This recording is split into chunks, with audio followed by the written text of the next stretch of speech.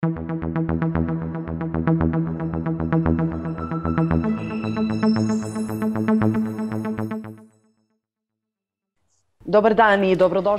and welcome to another City Forum. My name is Orana Ristić. Media and Reform Center Niš is organizing a series of forums on the topic of cooperation between Serbia and the West with the support of the US Embassy in Belgrade.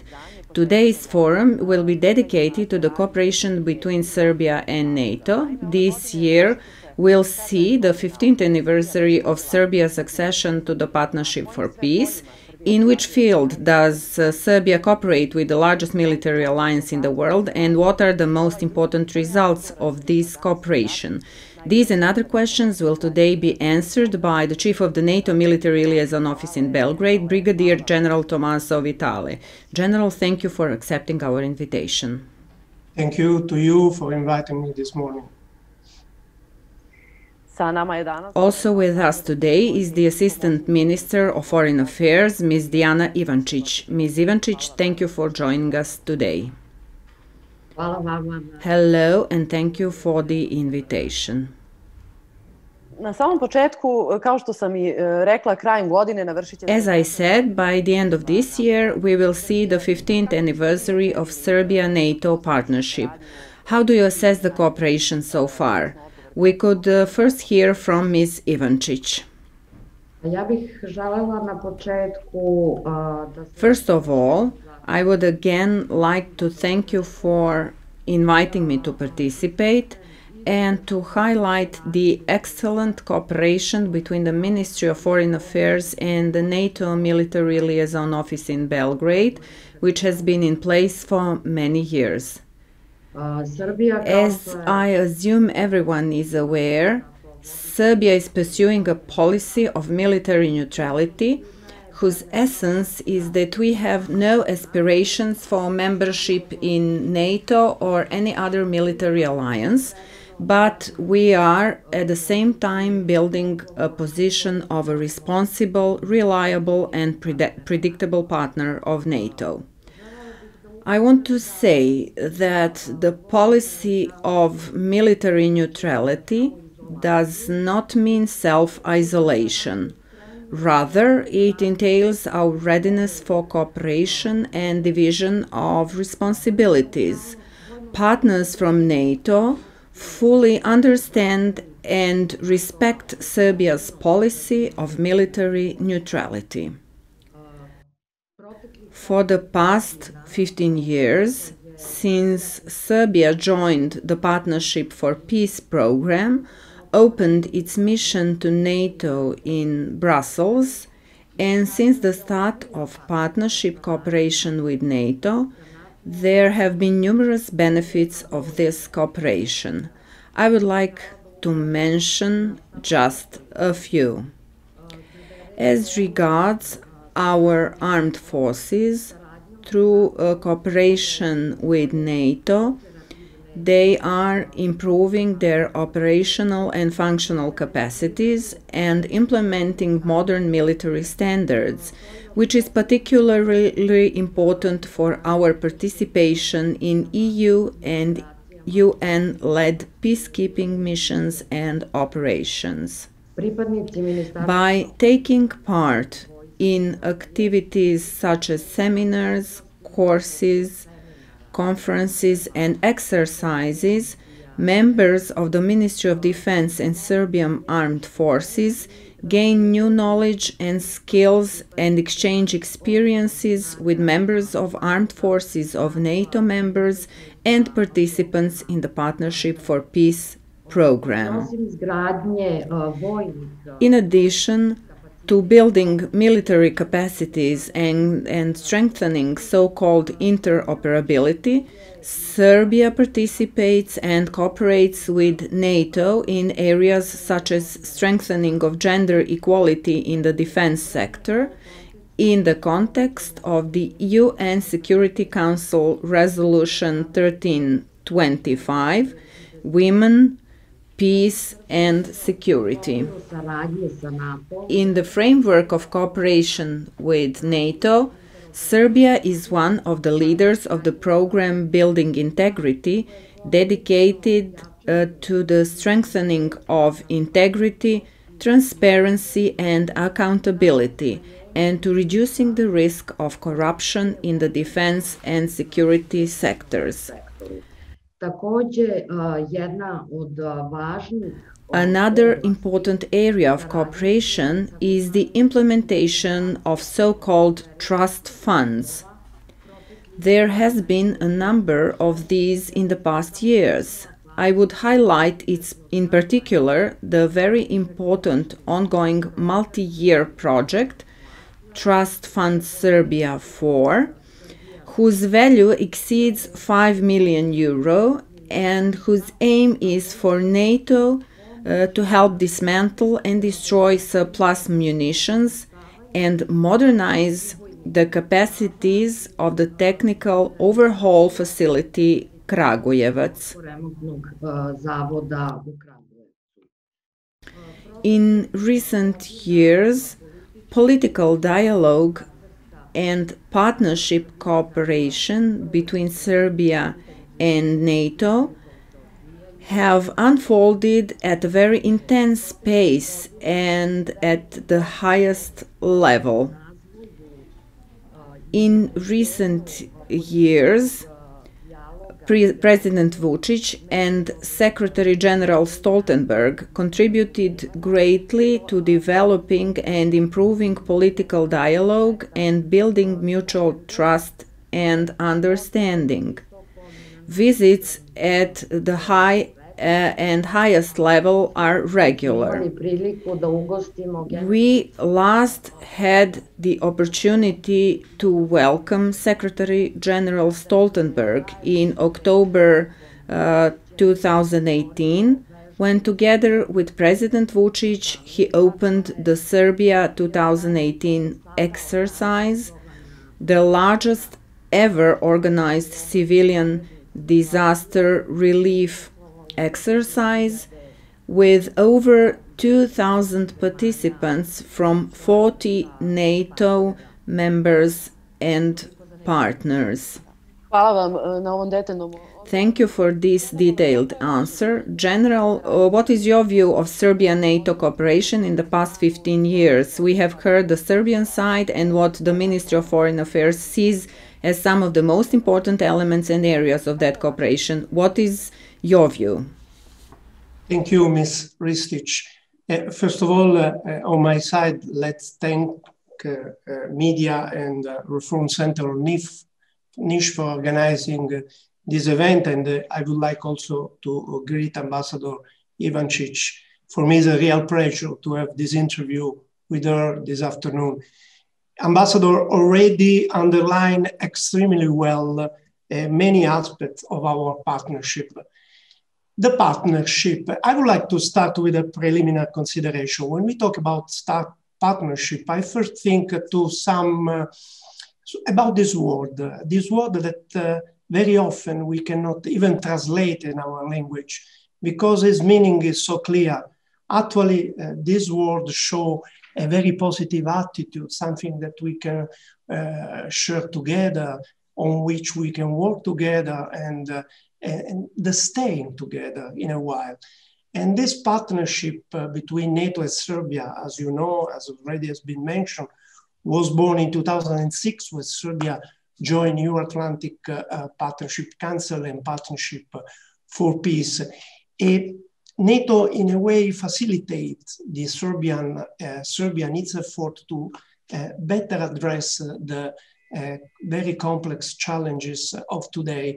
And this, of course, is based exclusively on Serbia request, as all NATO partnership, as you may know, is demand-driven. I'm truly convinced that this partnership, this cooperation could be named as a story of success. Serbia, for us, is a very valued, respected, reliable partner, and playing a very important and outstanding role in keeping peace and stability in the whole region. The alliance, NATO, highly values this cooperation, which we used to consider robust, very well structured and articulated. And actually, I say something like that because we are talking on a cooperation base on many tools, programs, and activities. And you should know that Serbia can choose between more or less 1,400 of those activities in different fields, such as military, political, or scientific one. And just to give you some example, of course, many topics are already covered by the ambassador, but NATO and Serbia are working together for better face and successfully face civil emergency, for example, forest fire, floods, earthquake. We are assisting as Alliance Serbia in the reform of these security forces and institutions. We train Serbian soldiers to meet the standard that can allow them in a second, eventually, to join a multinational operation abroad. We invested, I don't want to repeat, but we invested a lot of millions of euros in helping a Serbian friend in destroying obsolete ammunition throughout the so-called trust fund, that is special trust fund mechanism that works for all the other partners as well, naturally. Furthermore, there is a special tool, there is a special framework that I'm pleased to underline that show the reliability and the importance of this partnership. It is the framework of the Science for Peace and Security program. Along this path, Serbia during this year has developed more than 30 project activity dealing with the many issues: energy, environmental security, defense against chemical, biological, nuclear, and radiological agents, counterterrorism, human security, cyber threats, and many other. All these activity, all I mentioned before, has been done, of course, in fully respecting the Serbian state policy or military neutrality. And this is a special year, as you said, in principle. This is 2021. It marks the 15th anniversary of our partnership. And I would like to conclude by saying that, first of all, myself, my office, the Alliance would like to thank the Minister of Foreign Affairs, Ambassador Ivancic, her predecessor, Ambassador Filipovic, and all those inside the Ministry of Defense or Serbian Armed Forces has contributed so well in enhancing and strengthening this partnership. And finally, a wish. The wish is that all together, working side by side, could be in a position to move, to continue along this path with even more and greater enthusiasm. Thank you. So we heard that Serbia-NATO cooperation entails many different areas that the public is maybe not so aware of, and this good trend of Serbia-NATO cooperation was defined and also confirmed by the adoption of the second cycle of the Individual Partnership Action Plan, IPAP. Ms. Ivancic, can you tell us a bit more about this plan and the areas of Serbia-NATO cooperation in general?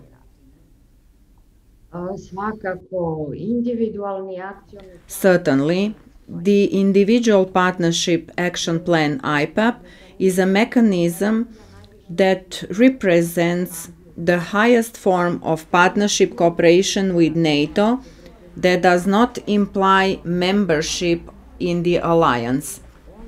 It includes 4 areas where there is regular dialogue between Serbia and NATO. The areas are political and security issues, military and defense issues, public diplomacy and science, along with planning for disaster response. As its name suggests, the IPAP, Individual Partnership Action Plan, is a list of activities to be carried out by Serbia and NATO during a certain period. These were misconceptions in the public that the IPAP is an international agreement. No. The IPAP is not an international agreement, but a plan of activities and objectives grouped into the 4 areas that I mentioned, which we defined on our own as a country, through the implementation of which we gain expert and other support from NATO. It should be mentioned that the IPAP is designed in line with the principles of the Partnership for Peace program. It is voluntary, transparent, and flexible. According to our objectives and interests, together with NATO, we decided on the areas where we can best achieve cooperation. As you know, we had the first IPAP cycle, which was completed, and now we have the second IPAP cycle for the period 2019 to 2021, which is fundamentally established upon the existing document. The 4 previously defined areas of cooperation remain, which essentially means that the priorities of partnership cooperation remain unchanged. However, it is notable that some activities from the first IPAP cycle have a continuous and multi-year character. This primarily pertains to reforms in various areas, which are complementary with our EU accession process. So these activities from the first cycle continued in the second IPAP cycle as well. Of course, the second IPAP cycle omitted the completed activities and objectives, along with some that have become outdated.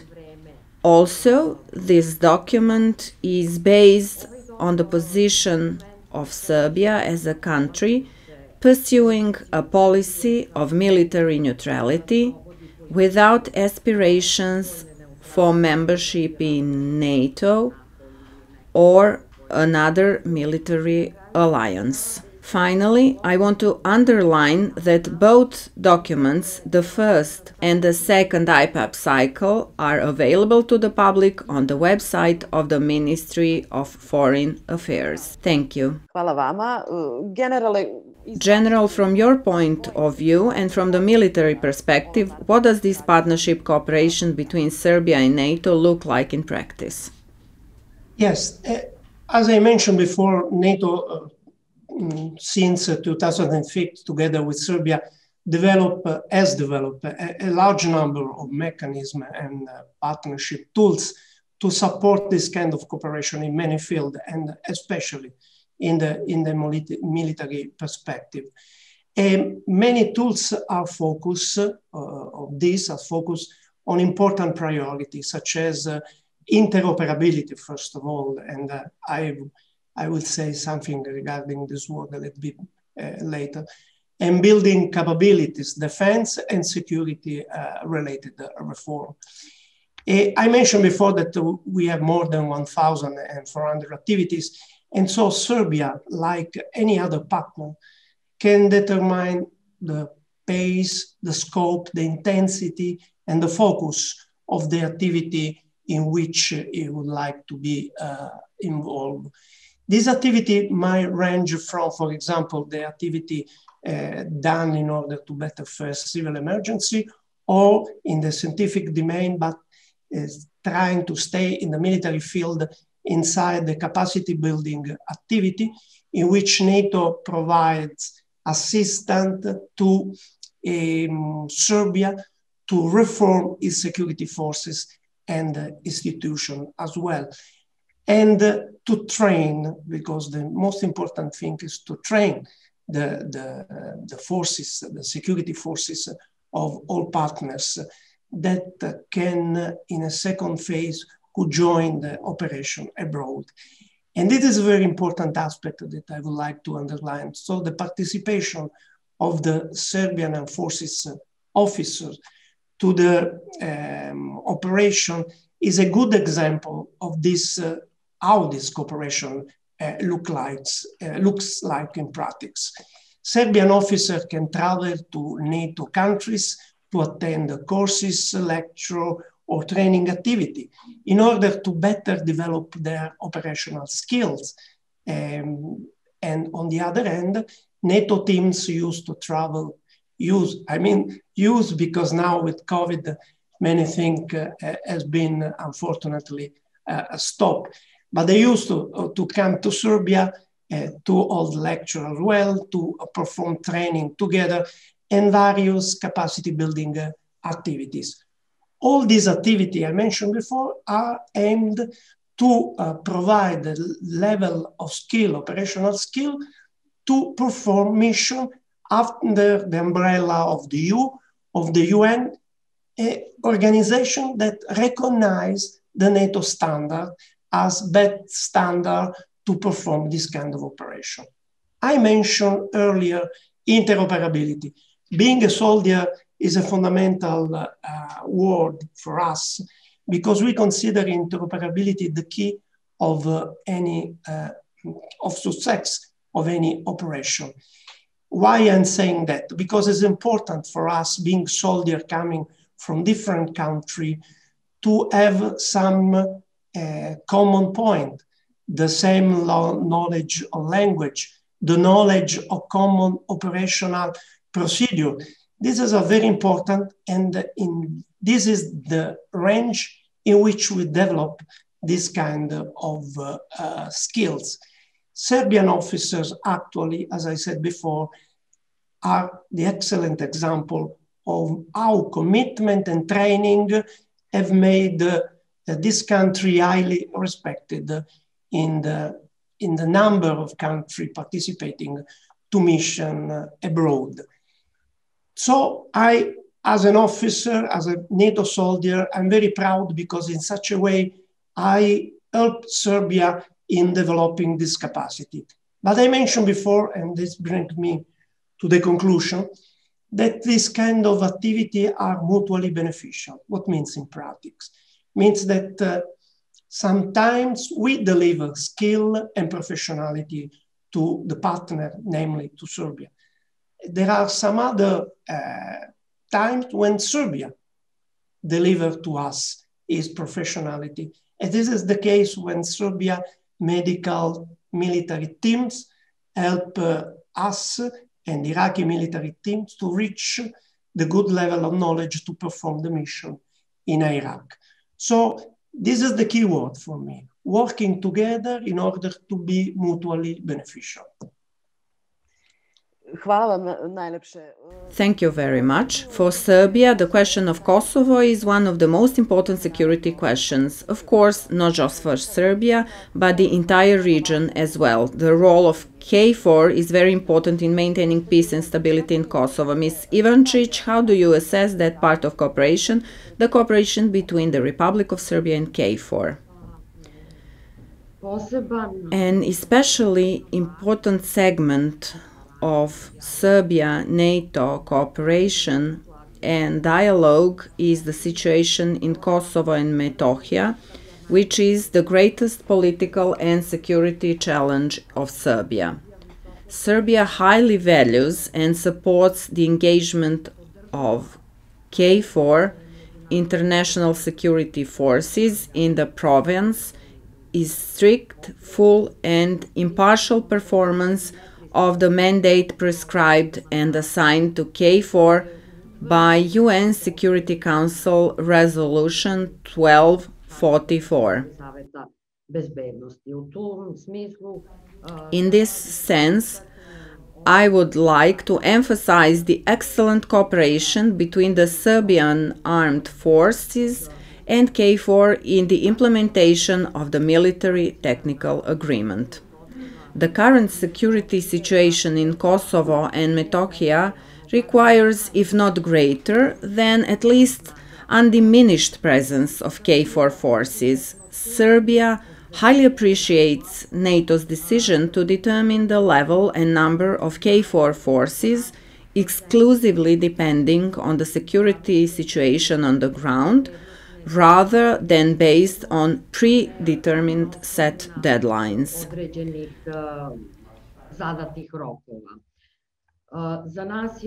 For us, it is extremely important for KFOR forces to remain status neutral and act proactively so as to prevent any disturbance of the security situation on the ground.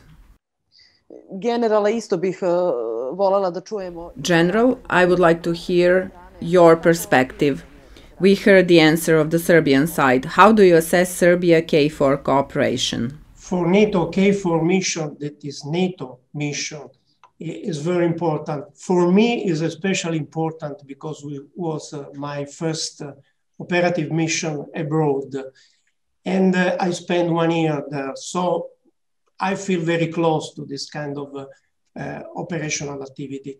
I can assure you that for more than 20 years now, peace and stability in Kosovo has been the top priority for NATO, and KFOR troops continue to support the safe and security environment, continue to guarantee the freedom of movement for all community in Kosovo, for the benefit of all people living there.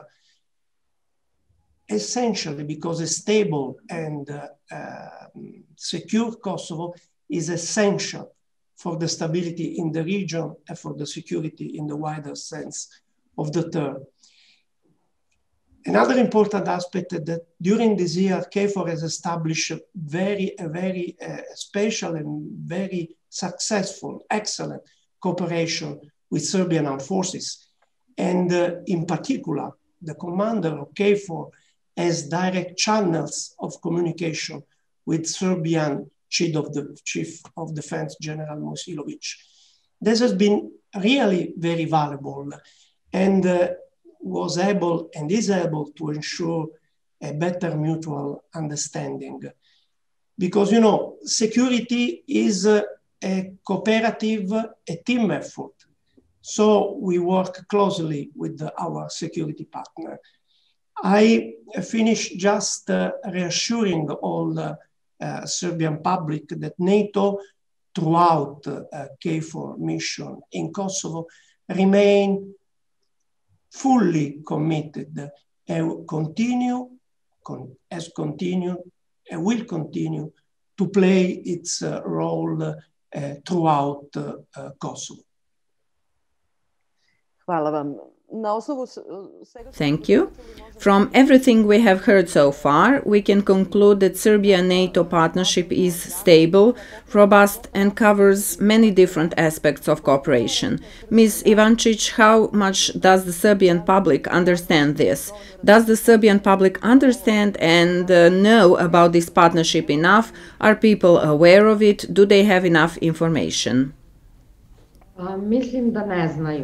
I think they don't know enough, but it is clear that relations between Serbia and NATO are still heavily burdened by the past, and that when NATO is mentioned, the majority of our citizens still first think about the bombing. Unfortunately, many people in Serbia lost their loved ones, which is why it is extremely important that Secretary General Stoltenberg on numerous occasions expressed his regret for the civilian victims of the bombing and extended his condolences to the families of the deceased. I have to emphasize that no NATO Secretary General before Secretary General Stoltenberg did this. As regards public diplomacy concerning Serbia-NATO relations, our side is definitely committed to being objective, timely and clear in informing the public about the essence of Serbia-NATO cooperation through the Partnership for Peace program, the results achieved, and our interests in this cooperation. Thus, this is not about promoting NATO as an alliance, as that is not our task, nor does NATO expect us to do it. This is a responsible activity where an important sphere of foreign policy will be presented to the public in the best possible way, and the main criteria for such presentation are truth and facts. Allow me to mention some very important areas of partnership, cooperation between Serbia and NATO, which are less known to the public and which we touched upon today, and pertain to participation in programs not falling strictly in the military sphere. Particularly important are the projects of scientific and technological cooperation through the Science for Peace and Security program, aimed at promoting practical cooperation between NATO and member and partner countries based on scientific research, technological innovation, and exchange of knowledge. Since our accession to the Partnership for Peace program since 2006, more than 40 joint activities have been successfully performed through this program, and there are currently 10 ongoing projects. Evidence of our active engagement in the Science for Peace and Security program is also that recently, on 11th February, the occasion of the International Day of Women and Girls in Science, NATO presented on its website 3 young women making huge strides in innovation and technology with the support of the NATO Science for Peace and Security program. Among these 3 women was our young scientist Željka Antić, research professor at the Vinča Institute of Nuclear Sciences. As General Vitale mentioned, of extreme importance is the cooperation in the area of civil protection and disaster relief, as reflected in the cooperation between our Ministry of Interior and the Euro-Atlantic Disaster Response Coordination Center. The importance of cooperation in this area is seen in regional cooperation and solidarity as well. All of this was seen particularly during the ongoing COVID-19 pandemic crisis, where this solidarity became especially apparent. General Vitale, I would like to hear the same from you. What is your impression? How informed is the Serbian public about Serbia-NATO cooperation and partnership, and how much do people understand this topic? Thank you. I arrived in Belgrade exactly 1 year ago, and I think one of the biggest challenge for the alliance in Serbia is public diplomacy. Since public opinion doesn't see how much we do together with our partner, and there is still a very considerable lack of information in that field. I can assure that we are open, frank, transparent about what we are doing. And we would like very much to speak about NATO and our cooperation with Serbia with as many as possible of our interlocutors. And we will continue to do that also with the help of our colleagues in NATO headquarters in Brussels, trying to engage the Serbian media and trying to present the alliance in the most concrete and factual way. Also because we think it's very important to present our principles, our democratic values, and exactly what we are doing with Serbia in the field of our partnership and cooperation.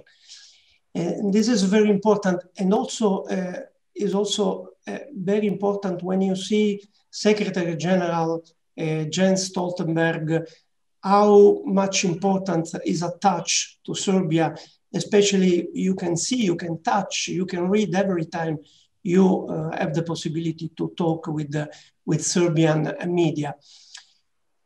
When we talk about NATO, actually, sometimes I realize that most of the people doesn't know that is an alliance of 30 democracies. Is the alliance in which there is my homeland, Italy, where we have Greece, we have Norway, when our SecGen is from, and many other countries. Many of them are very, very important economic partners and friends of Serbia. I wouldn't like to mention any of them to not be the other offended in such a way. But many of them are really big, big partners of this country.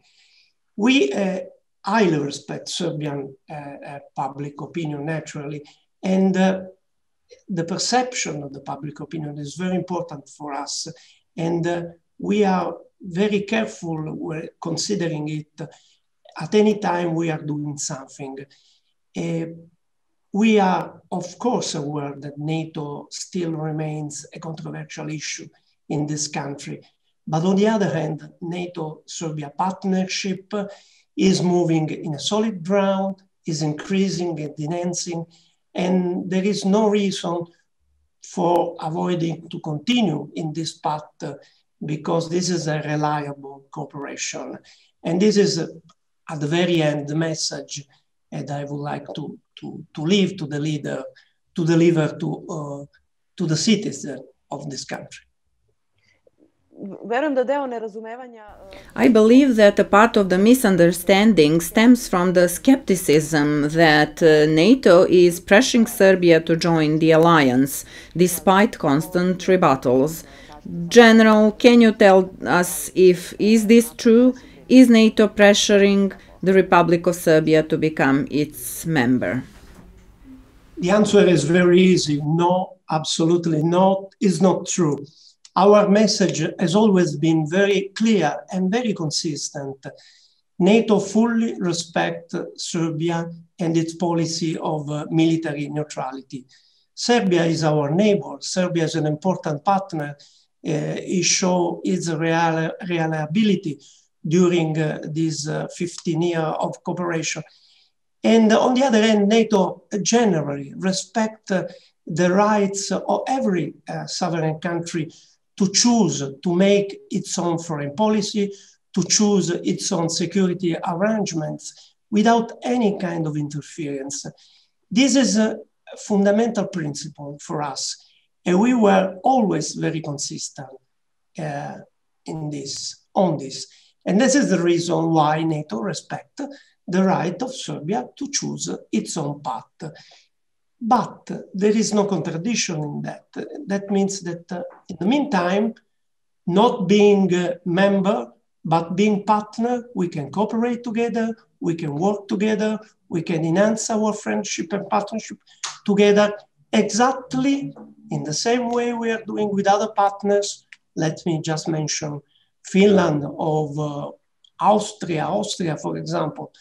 So NATO fully respect their decision not to join the alliance, as we respect, of course, the decision of others to join our organization.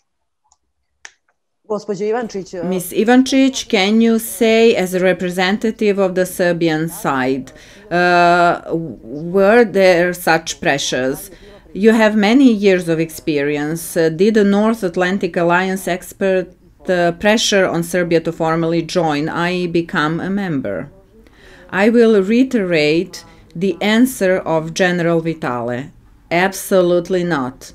Once again, as I said at the start of today's conversation, military neutrality is our clear, fundamental, and recognizable policy.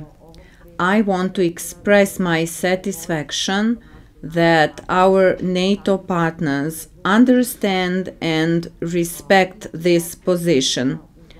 Just as Serbia acknowledges the choice of our neighbors and other countries to join NATO and another military alliance, we expect understanding for our cooperation with countries that are not NATO members. Our position on this issue is clear and transparent. We present it to everyone and we are certain that it's well understood. The conclusion is that membership of Serbia in NATO is not a topic for either Serbia or NATO. I would like to dedicate a few minutes to something the whole world has been facing for a year now, the COVID-19 pandemic, which made health security an important component of security in general and of foreign policy. Ms. Ivančić, Serbia has defined the fight against COVID-19 as one of its key priorities. Can you tell us more about it? Certainly. The fight against the COVID-19 pandemic is currently one of the highest priorities of our country, but also of all countries in the world. I can proudly say that owing to the efforts of the President of the Republic and the Serbian government, Serbia today is a true success story in the fight against the coronavirus. As you know, in record time, we built 2 brand new COVID hospitals, furbished with state-of-the-art equipment, and Serbia was among the first countries in the world to start mass immunization of the population. According to the number of vaccinations per 1 million inhabitants, Serbia is currently at the 2nd place in Europe, behind the UK, number 6 in the world and decisively the 1st in the region. Thanks to its reputation, efforts of the President, and its successful and prudent foreign policy, Serbia has managed to secure vaccines of 4 different global manufacturers: Pfizer, Sputnik V, Sinopharm, and AstraZeneca. As you are aware, vaccination is voluntary, free, and citizens have the option to choose which vaccine they want. Thanks to our success in securing vaccines, Serbia is today also able to help the countries in its immediate surroundings, its neighbors, North Macedonia, Bosnia and Herzegovina, Montenegro, and thereby contribute to the development of good neighborly relations and stabilization of the situation in the region, again confirming the importance of solidarity and the position that if our neighbors are not fine, Serbia cannot be fine either.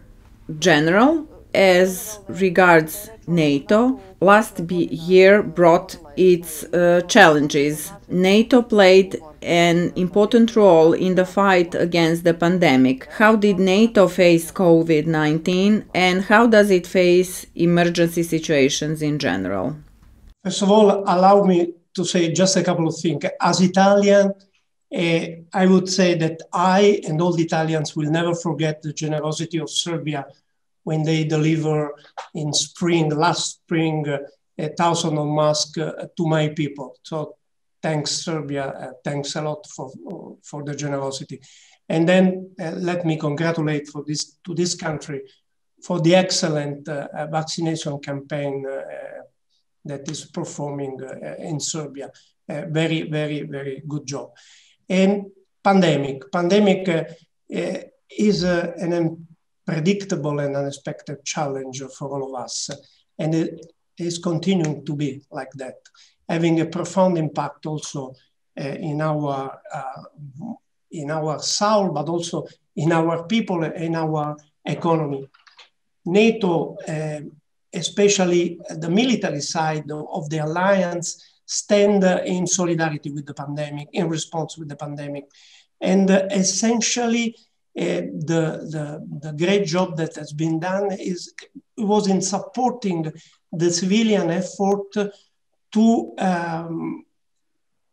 in their capacity to be resilient. This is a fundamental word.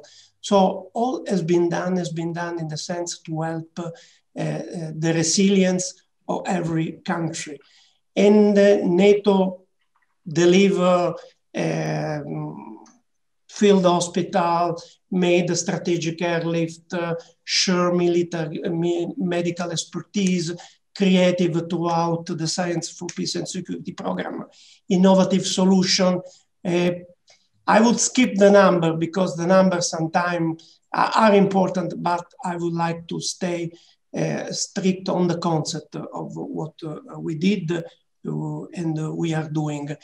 The alliance fundamentally moved in three directions, helping each other inside the member countries, helping the partner countries, and helping the civilian living in the region we are we are performing our operational mission. And so that means Kosovo, that means Iraq, Afghanistan, and Mediana. Throughout our center, the Euro-Atlantic Disaster Response Coordination Center, we were able to coordinate the efforts. And this is a very important aspect that I would like to underline, because when you are living crisis period, it's very important to be coordinated. And so the ability to coordinate this effort, avoiding duplication and redundancy, was extremely important, because gave us the possibility to effectively and timely deliver the aids where they were urgent and needed. We also work closely with other international organizations, exactly in that sense, to ensure that our respective efforts were complementary and without obstacle in delivering asset. And another topic that is important to be underlined for me is that during all this pandemic, we try, and for what is my knowledge, we succeeded in avoiding that an health crisis could turn into a security crisis. So we were absolutely attentive in saving the life, in ensuring the health of our soldiers, but at the same time, we did our best to maintain exactly the same level of operational capability, being able to perform our task across the whole spectrum of the operation and mission. Final point, in order to deal maybe better in the future, because the pandemic is very far from being over, NATO also took other steps, and I would like to underline the special trust fund that has been established for purchasing urgent and needed medical asset and stockpile this asset in a centralized way. And many of these items has been already delivered throughout the NATO countries and partners as well. So solidarity and resilience according to me, are the two fundamental words around which NATO moved and is moving in order to face the pandemic. Hvala vam. Thank you for the answer, and of course for your words of gratitude and praise for Serbia. You mentioned future, which is uncertain because the end of the pandemic itself is uncertain. What does seem certain is that the world after the pandemic will definitely be different. It will not be as we know it.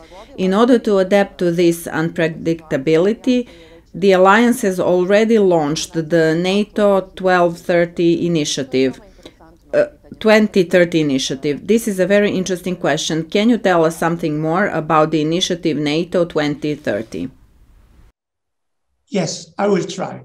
First of all, a preliminary consideration. I'm very proud to be a NATO member, a NATO officer, because I was serving also in the headquarters in Brussels, because I consider NATO one of the few organizations that during its whole existence from 1949 was able to adapt itself to the different challenge that the time posed during the year. Regarding NATO 2030, just a little story. At the end of 2019, the NATO leader asked SecGen to lead a forward-looking reflection process to strengthen the alliance. Initially, SecGen gave his strategic priorities that essentially are moving in three directions: to confirm the alliance as a strong military alliance, to make the alliance even stronger politically, and to take a more global approach. Try to have a look very briefly in these three fields. Military, we are already a big and strong military organization, and this must continue at any cost. I know that trying to prioritize the defense budget when we are talking about pandemic or other things is not easy, generally speaking.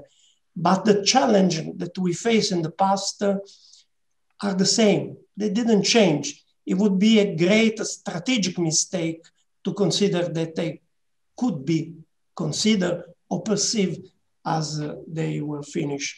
So we should be at the same time and even more committed in strengthening our military capability. And one of the reasons is simply to fight, for example, the international terrorism. That is something that, is generally understandable throughout the public opinion. The second point is to make even stronger the NATO. Why? Because starting with a simple consideration, NATO is a unique forum in which every single day Europeans can meet American allies, Canadian, US colleagues, and we can talk together about several issues. So we should improve our capacity to be a forum in which, frankly, openly, we can address security issues, showing that the politics could be able to solve the problem before to arrive at the extreme solution that, of course, imply the use of military and the use of force in general. This is the fundamental reason for us is to defend our values, democratic values, rule of law, and individual freedom. Third point is the global approach. We are and we will remain a regional organization. Despite that, we shouldn't ignore that there are many challenges: terrorism, cyber threat, pandemic, counter-information, misinformation campaign. So that is the reason why we need a more global approach. And working together side by side with like-minded countries, such as well as international organizations, can make us in a stronger position to better face the global rules and the institution that we kept safe from 1949. In addition with that, NATO SecGen gave a task to a special group of experts, which provided more than 100 recommendations. And to support this context, this idea, together with the recommendation, are bringing together with the parliamentarians, civil society, public opinion, and young people, just to have fresh injection to this concept that at the very end, SecGen is planned to present at the next Brussels summit that should take place in the second half of the year. I hope I will be in a position just to give you an overview of this huge concept. Thank you. Gospođo Ivančić, u budućnosti... Ms. Ivančić, in the future that is unpredictable, how do you see Serbia as NATO partner in the days and years ahead? Serbia and NATO are firmly linked by joint interest of preserving peace and stability in the region. As I have said, Serbia-NATO relations are burdened by the past, but regardless of the tragic events in 1999, when NATO bombed our country without UN Security Council authorization and severe civilian suffering and destruction, Serbia and NATO have an interest and should continue with the positive agenda and further improve partnership cooperation in the common interest, which is above all stability in the region. We cannot change the past. We remember its tragic and traumatic consequences, but we can together build a better future. And we can reach a better future only by strengthening mutual cooperation and trust, and with understanding and acknowledging the vital interests of Serbia as a small but significant and reliable partner. I want to thank both of you for the detailed information and for your positions and opinions regarding Serbia-NATO partnership. Finally, I would like to give one more opportunity to our guests to address the Serbian public. General, what would you like to say to everyone watching right now who will see this forum? Thanks again for this very important opportunity this afternoon. Serbia is a great country. It is a country with a great history, culture, and NATO is a sincere friend of Serbia. Although I can understand that perception of our alliance need to be improved in a way, I do hope that NATO, what NATO is doing together with Serbia could be presented in a more complete and factual way to the public opinion. And thank you for the opportunity. I would like to say to the Serbian public, and especially to young people, that NATO is frankly doing its best to support the aspiration of Serbia along its path on defense and security reform, and not only. My wish, my sincere wish for them is to be curious, not to stop to the surface, but to go in depth of the issue, because only throughout the truly knowledge of the thing, you can form your opinion in the most correct way. And my sincere hope is to conclude that despite this terrible and unpredictable pandemic, which, as you said, definitely changed our life, we will be able to succeed. We will succeed for sure. and we will be able to even strengthen and enhance our not only cooperation, but also our friendship. Pandemic left us a clear message. We must show our solidarity and our resilience. This will be for me the two-month award in the coming years. And only if we will be able to move in accordance with them, we will succeed. We will succeed. The world is changing. I would say the world already changed. We will change, and it's ultimately up to us to make this world better. Thanks a lot. Thank you. Ms. Ivancic, what is your final message for today's conversation about Serbia-NATO partnership? My message would be a bit broader. Stay responsible and stay healthy so that we can continue building a better tomorrow, including partnership, cooperation with NATO. Finally, thank you very much for the time you gave for Media and Reform Center Niš, and above all for our viewers. I will at the end remind you that this is one of 4 city forums which Media and Reform Center Niš will hold on the topic of cooperation with Serbia and the West with the support of the US Embassy in Serbia.